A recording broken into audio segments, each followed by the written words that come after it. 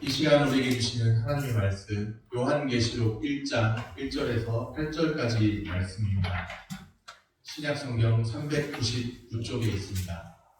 예수 그리스도의 계시라 이는 하나님이 그에게 주사 반드시 속히 일어날 일들을 그 종들에게 보이시려고 그의 천사를 그 종 요한에게 보내어 알게 하신 것이라. 요한은 하나님의 말씀과 예수 그리스도의 증거 곧 자기가 본 것을 다 증언하였느니라.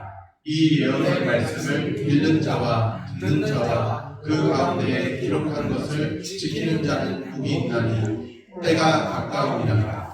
요한은 아시아에 있는 7교회에 편지하니 이제도 계시고 전에도 계시고 장차 오실 이와 그의 보좌 앞에 있는 7명과 또 충성된 증인으로 죽은 자들 가운데에서 생존하시고 땅의 임금들의 머리가 되신 예수 그리스도로 말미암아 은혜와 평강이 너희에게 있기를 원하노라.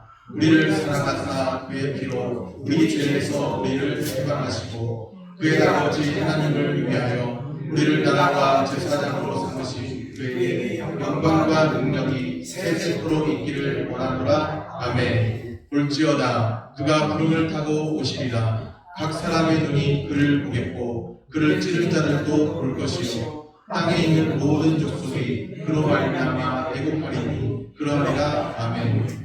주 하나님이 이르시되 나는 알파와 오메가라. 이제도 있고 전에도 있었고 장차 올 자요 전능한 자라 하시더라.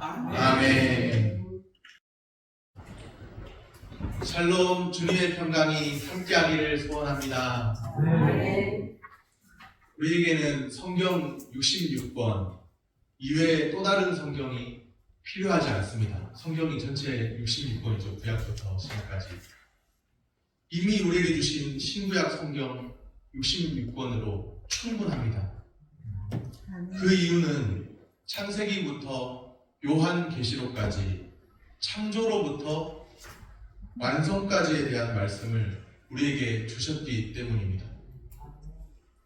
언젠가 한번 요한계시록 말씀을 나누고 싶다는 생각을 한 적이 있습니다. 창세기는 성경의 시작입니다. 요한계시록은 성경의 끝입니다. 성경의 시작과 끝을 보는 것이 상당히 뜻깊은 의미가 있다고 생각됩니다. 요한계시록이라는 명칭, 이 명칭을 한번 생각해 봅니다. 요한계시록 1장 1절에 이렇게 말씀하죠. 예수 그리스도의 계시라. 예수 그리스도의 계시라고 했습니다. 요한계시록이라는 명칭을 더욱 정확히 표현하면 요한이 받은 예수 그리스도의 계시입니다.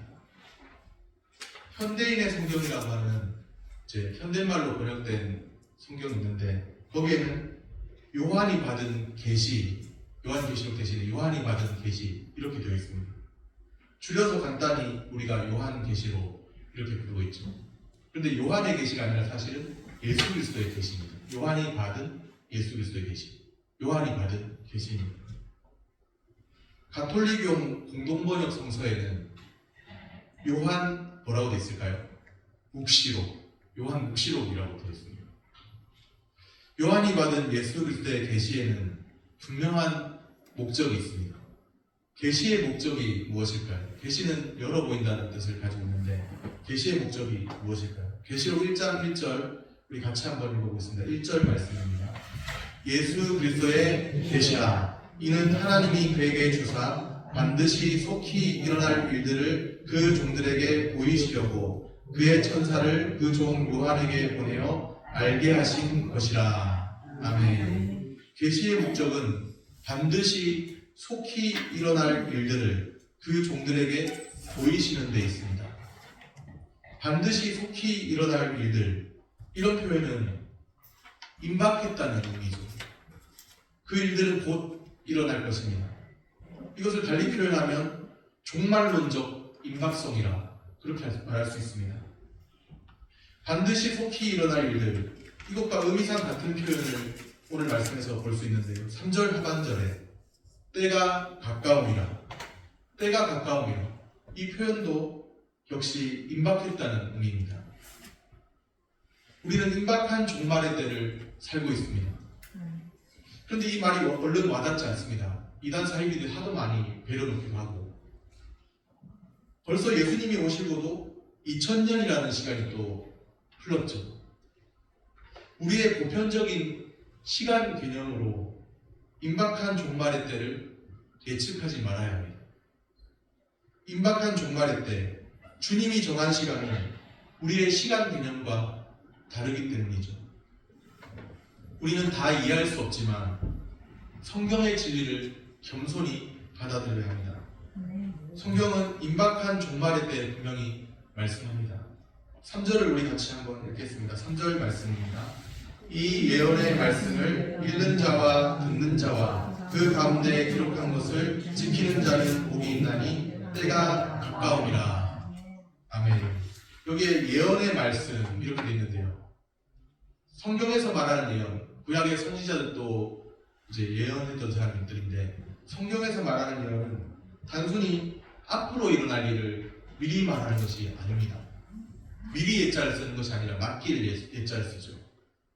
성경적 의미에서의 예언의 말씀은 곧 하나님의 뜻과 계획을 대언하는 것을 말합니다. 그래서 선지자들을 제대로 번역하면 현대말로 풀어놓은 성경들에는 예언자라고 선지자를, 예수님 오시기 전에 선지자들을 예언자라고 표현했지만, 제대로 그걸 번역하면 사실은 예언자, 우리가 생각하는 미리 예언하는 사람들 같은 그런 예언자가 아니라 대언자, 하나님의 뜻과 계획을 대신 전하는 대언자라고 하는 것이 좀 더 정확한 의미입니다. 선지자라고 볼 수 있죠. 성경에서 말하는 예언 중에 물론 미리 일어날 일들을 이야기하는 것도 있긴 합니다. 메시아가 오실 것이다, 그런 예언도 있었고. 그런데 예언에 대한 것이 먼저 미리 일어날 어떤 그런 것들이라기보다는 하나님의 뜻과 계획을 대언하는 것을 말합니다. 때가 가까움이라 이렇게 말씀했죠. 3절에서 때가 가까움이라 이 말씀 앞에 왜냐하면을 넣어 읽는 것이 문맥상 자연스럽습니다. 실제로 헬라어 성경에는 왜냐하면에 해당하는 접속사 가르라고 하는 것이 있습니다. NIV 영어 성경에서는 비코즈로 번역되어 있죠. 그러면 왜냐하면을 넣어서 읽으면 어떻게 될까요? 이 예언의 말씀을 읽는 자와 듣는 자와 그 가운데 기록된 것을 지키는 자는 복이 있나니 왜냐하면 때가 가까움이라. 이렇게 되는 겁니다. 왜냐하면 때가 가깝다. 그렇기 때문에 예언의 말씀을 읽고 듣고 지켜야 한다. 때가 가깝습니다. 종말이 임박했습니다.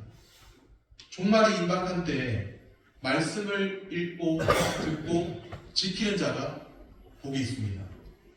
이 말씀은 임박한 종말의 때를 의식하는 성도의 삶에 대해 말씀합니다. 종말의 때를 의식하는 성도의 삶이 어떤 것일까요? 말씀을 읽고 듣고 지키는 삶입니다. 종말의 임박한 때를 의식하는 사람은 말씀을 읽고 듣고 지키는 자로 산다는 것이죠. 종말의 때를 의식하는 삶을 살아야 합니다. 이것은 달리 표현하면 늘 깨어있는 삶이죠. 그냥 안일하게 사는 것이 아니라 주님이 다시 온다고 하는 종말의 때를 의식하면서 늘 깨어있는 삶입니다. 안일하게 사는 것이 아니라 늘 깨어있는 삶. 성도는 이 세상을 자기중심적으로 안일하게 살아갈 수 없습니다. 하나님 중심으로 늘 깨어있는 삶을 살아야 합니다. 임박한 종말의 때를 의식하여 말씀을 읽고 듣고 지키는 자로 살기를 축복합니다. 아멘. 반드시 속히 일어날 일들이 있습니다. 그 중에서도 우리가 주목해서 보아야 할 말씀이 있죠. 7절에서 이렇게 말씀합니다. 볼지어다 그가 구름을 타고 오시리라. 아멘. 그가 오시리라. 그가 오신다고 했어요. 이것은 분명히 예수님을 이야기하는 거죠. 사도 요한이 그가 오시리라 그렇게 말하고 나서 7절 끝에 동의를 표합니다. 그러하리라. 아멘.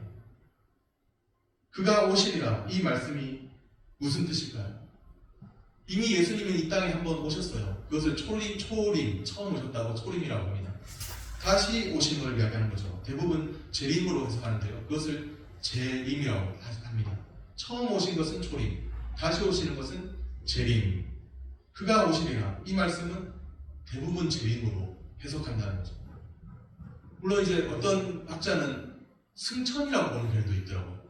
이것이 어떻게 승천으로 연결을 하는지는 잘 이해가 안 되는데 대부분 재림으로 봅니다.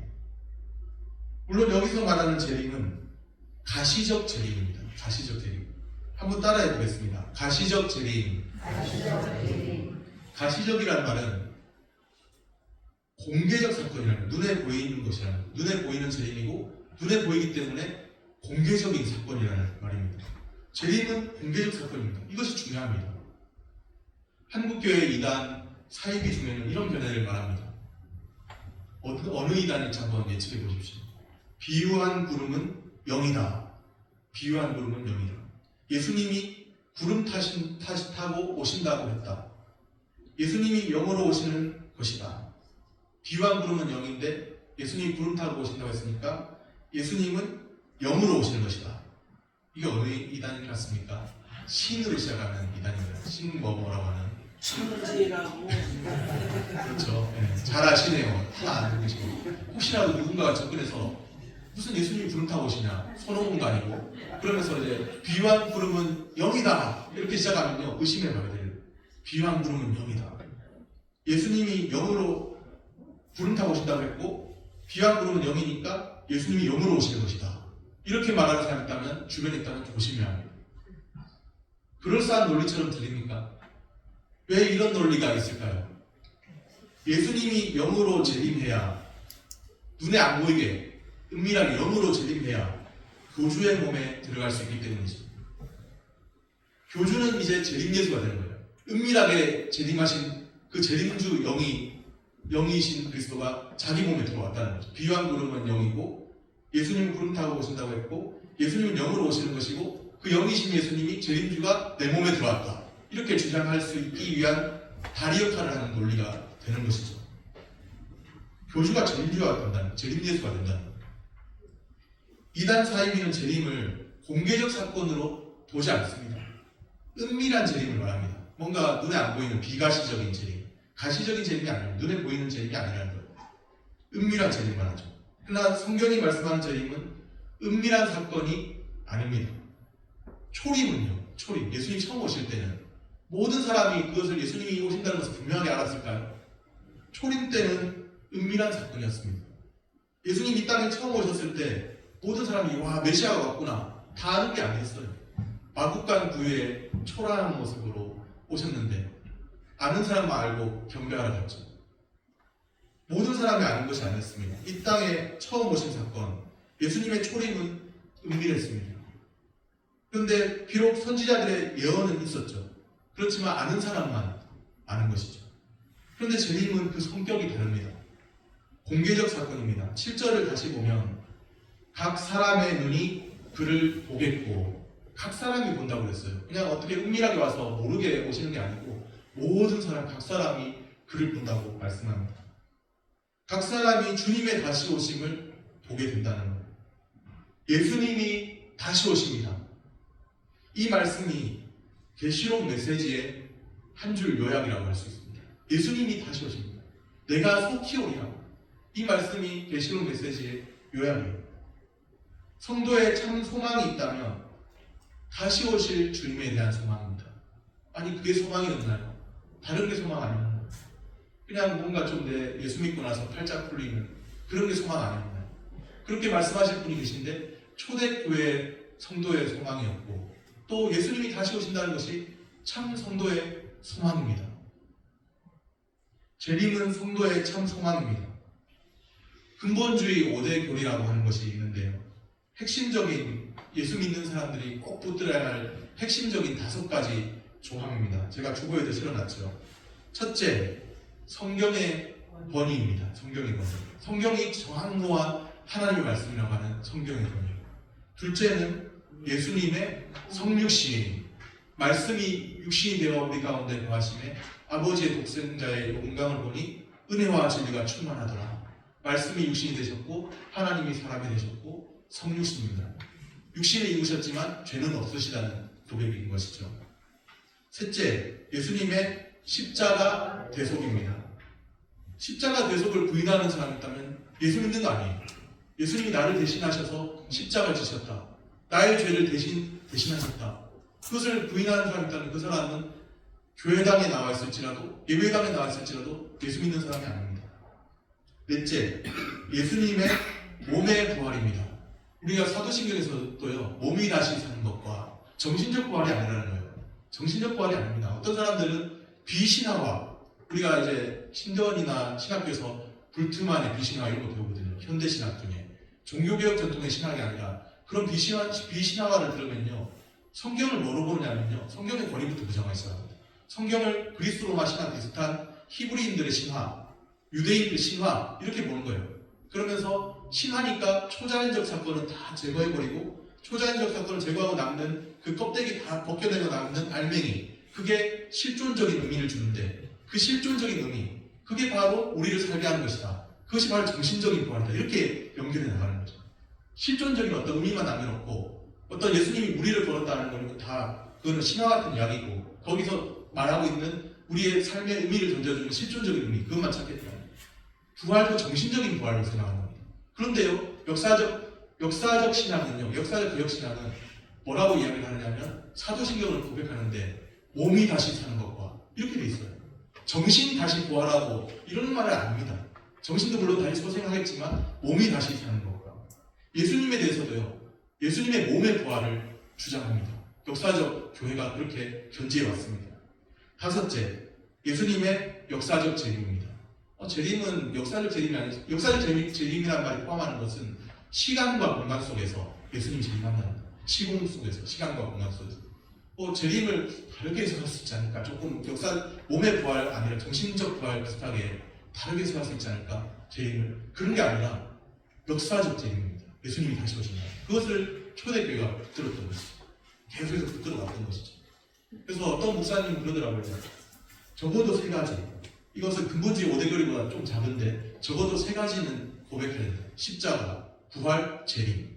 이 세 가지를 부정하면 성도도 아니고 목사도 아니고 잘못된 거다. 성도도 아니다. 목사도 아니고 성도도 아니다. 십자가, 부활, 재림. 이것만큼은 주장해야 된다. 그런데 근본주의 5개 조항이 나온 것은요, 거기에 성경도 있고 예수님의 성육신도 있는데 근본주의 5개 조항이 나오게 된 배경을 보면 자유주의 신학이 교회를 침투해오고 도전해 왔습니다. 자유주의 신학이 교회를 침투해오면서요, 제일 먼저 뭐를 까기 시작했냐면 성경은 편집된 인간이 기록한 산물, 뭐 이런 식으로.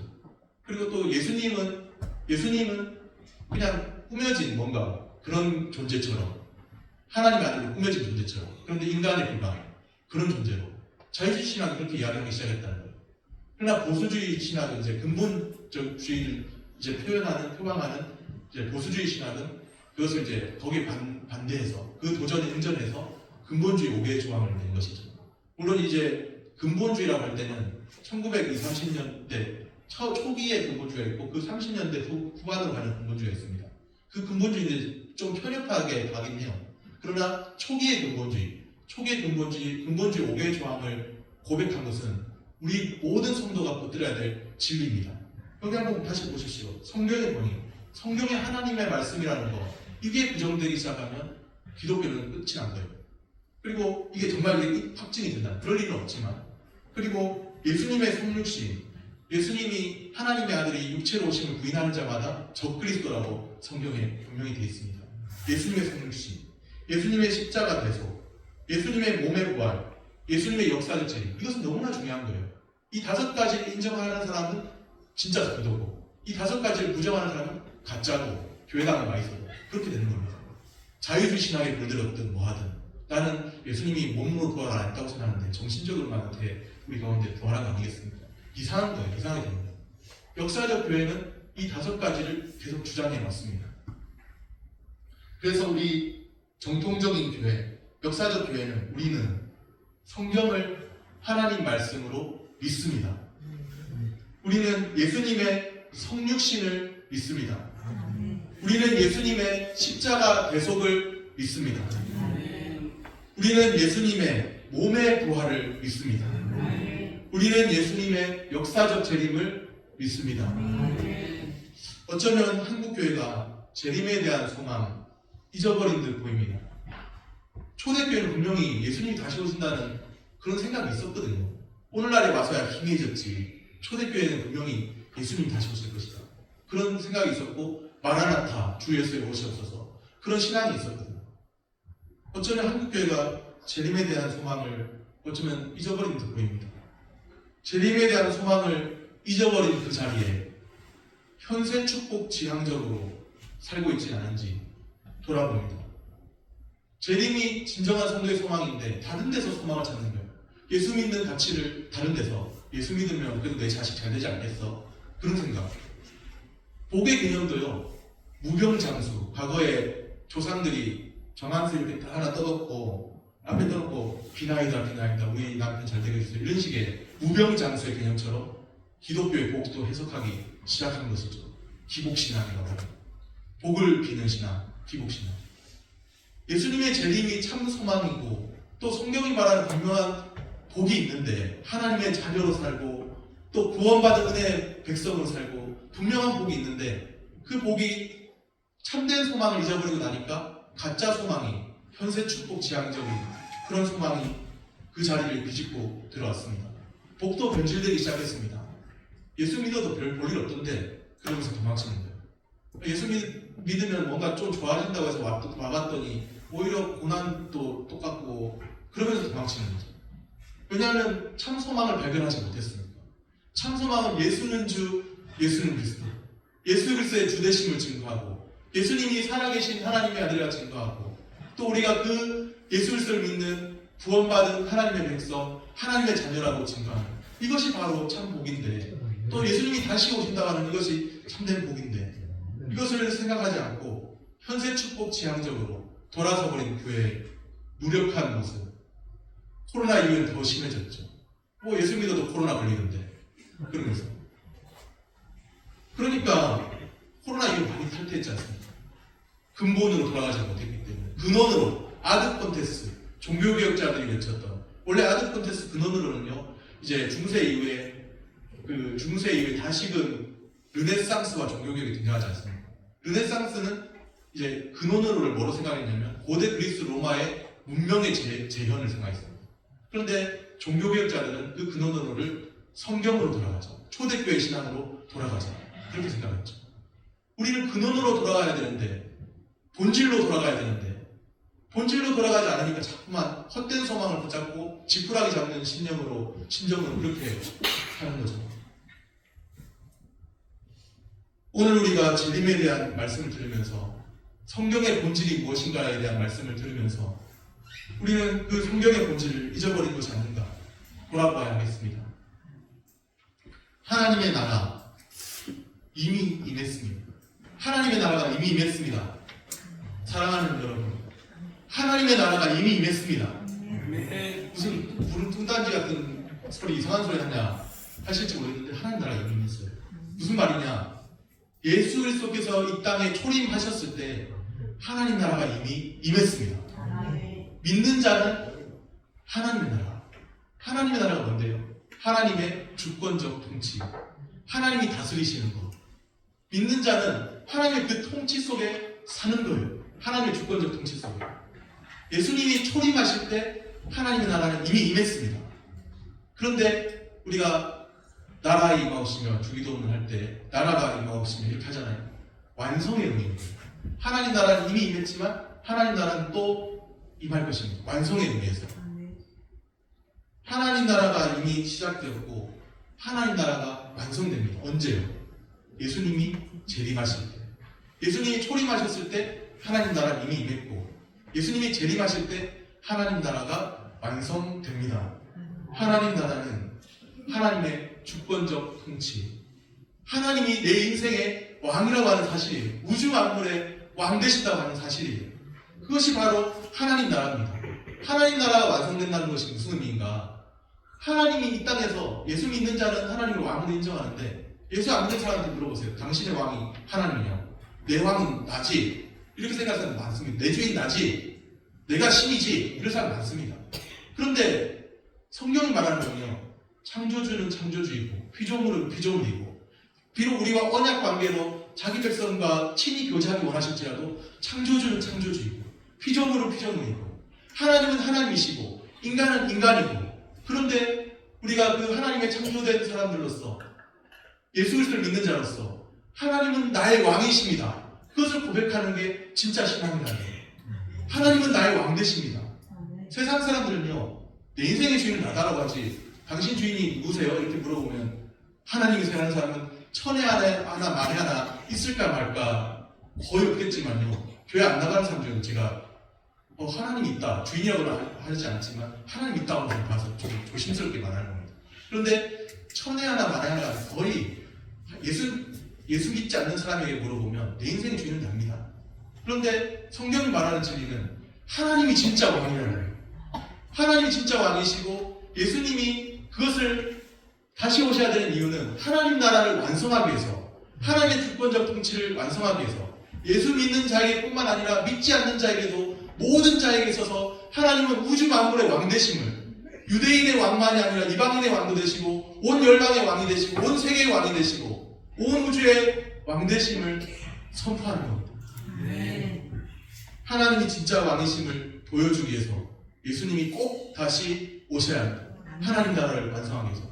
그때는 각 사람이 보고, 그때는 믿지 않는 자도 알게 되는 것이죠. 아, 진짜 하나님이 왕이시구나. 몰랐구나. 진짜 하나님은 왕이시구나. 역사의 시작이 있고 역사의 끝이 있습니다. 이것이 기독교의 역사관이에요. 세상에 이제 다른 역사관을 보면 순환론적인 역사관도 있거든요. 봄이 지나면 여름 오고, 여름 지나면 가을 오고, 가을 지나면 겨울 오듯이 순환론적인 역사관이 있어요. 그런데 기독교의 역사관은 직선사관. 그것은 무엇이냐면 역사의 시작이 있고 역사의 끝이 있다. 하나님께서 역사의 시작을 시작하게 하셨고 인간을 하여금, 또 역사의 끝이 있다. 창조로부터 이제 재림하는 그런 시기에 역사의 끝이 있다는 거예요. 그것이 기독교의 역사관입니다. 우리는 영원한 하나님 나라의 완성을 바라보면서 가고 있는 거예요. 이미 시작된 하나님 나라는 그 완성을 향해 가고 있습니다. 그리고 더 놀랍게는 성경이 하나님 나라가 온다고 표현해요. 사실 간다고 표현하지 않고 자세히 읽어보면 때가 찼고 하나님 나라가 가까이 왔으니 회개하고 복음을 믿으라. 하나님 나라가 온다고 표현하지 간다고 표현하지 않습니다. 성경을 자세히 읽어보면 하나님 나라가 옵니다. 하나님의 주권적 통치가 완성을 바라보면서 우리를 향해 오고 있다는 거예요. 이 세상을 향해서 하나님 나라 그 완성을 위해서 예수님이 재림하셔야 합니다. 하나님의 의도대로 모든 것이 완성되어야 한다는 것이죠. 하나님의 타락 이전에 보시기에 좋았더라, 심히 좋았더라 하셨던 그 말씀처럼 모든 것이 완성되기 위해서, 다시 예수 믿고 나서 모든 것이 또 보시기 좋은 그런 방향 속에 살고 있는데, 모든 것이 하나님의 의도대로 완성되기 위해서 이제는 더 이상 눈물도 없고 고통도 없고 애통하는 것이나 사망이 없고, 그러면서 모든 것이 하나님의 의도대로 완성되기 위해서 하나님 나라가 완성돼야 한다. 예수님이 오셔야 한다는 거예요.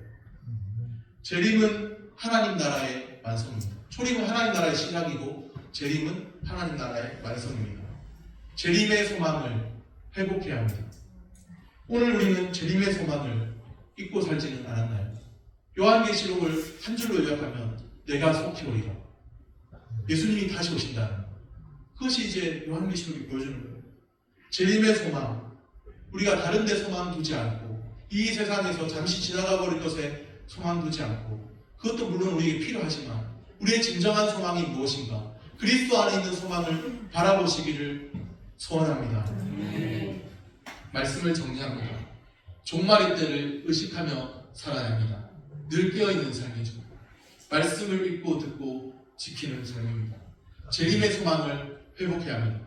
그리스도 안에 있는 참 소망, 그 소망을 회복해야 합니다.